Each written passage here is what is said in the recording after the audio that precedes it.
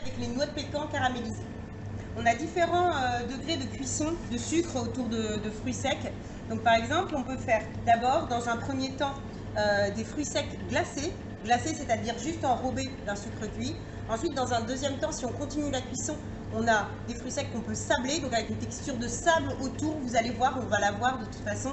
C'est au moment où le sucre masse autour des fruits secs. Et ensuite, dans un troisième temps, si on continue encore la cuisson, ça caramélise autour des fruits secs. Donc là, nous, on va aller jusqu'à la caramélisation. Sablage ou caramélisation, aucune importance. Donc j'ai fait un sirop de sucre, d'accord. J'attends l'ébullition et j'incorpore mes fruits secs. Le but, c'est de les enrober, mais nous ne devons pas avoir trop de sucre autour des fruits. Pour une raison évidente. Quand je vais les poser sur la plaque, si jamais j'ai trop de sucre autour de mes fruits, eh bien, ça va faire un gros morceau de sucre avec le fruit à l'intérieur. Ce que je veux, moi, c'est qu'il soit juste légèrement enrobé d'une pellicule de sucre. Donc, je fais attention à la quantité de sucre par rapport à mes fruits secs. Ici, je continue à mélanger.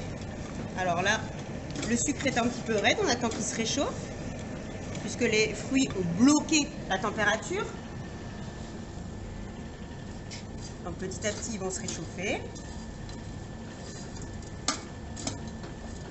Voilà, là on voit que ça commence à sabler. Je ne sais pas si vous voyez ici, on a une pellicule blanche qui se met autour de nos fruits.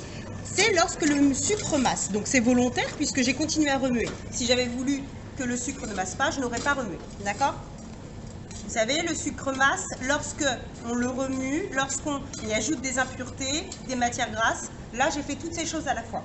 Donc c'est une évidence que le sucre masse. C'est pas un problème pour moi. Et là, ça va donner une...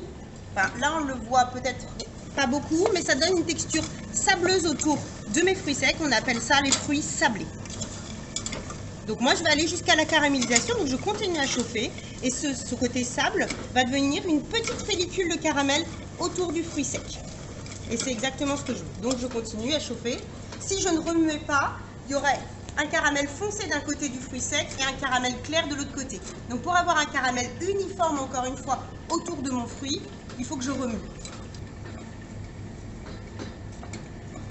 Donc il faut rester toujours attentif et patient, parce que c'est à ce moment-là, sinon, qu'on a un problème d'homogénéité de la couleur. C'est-à-dire que nos couleurs ne sont pas les mêmes partout. Et il ne faut pas qu'on brûle nos fruits. Là, ça commence à caraméliser. On le voit vraiment au fond de la casserole. Et je le sens dans mes fruits. Ça commence à être fluide. Vous voyez, ça bloquait et ça recommençait à être fluide.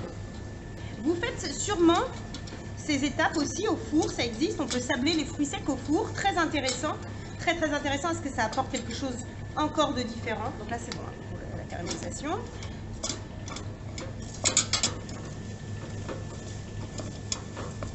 Je laisse finir tranquillement. Alors, quand on fait des fruits caramélisés ou sablés au four, simplement, on met les fruits sur une plaque comme ceci, on met du sucre et on passe au four à 180 ou 160 pour que ce soit plus facile de maîtriser la cuisson et jusqu'à ce qu'il y ait une caramélisation ou un sablage qui se fasse autour des fruits. Donc souvent, on mélange en cours de cuisson, toutes les 5 minutes, on remue nos fruits secs avec le sucre. Voilà, une fois que c'est caramélisé, je vais simplement débarrasser. Tarte chocolat caramel noix de pécan. Le crémeux chocolat que nous avons mis au frais, on l'a un petit peu dégourdi pour le relisser et mis en poche. On va le disposer sur la tarte et après mettre les noix dessus.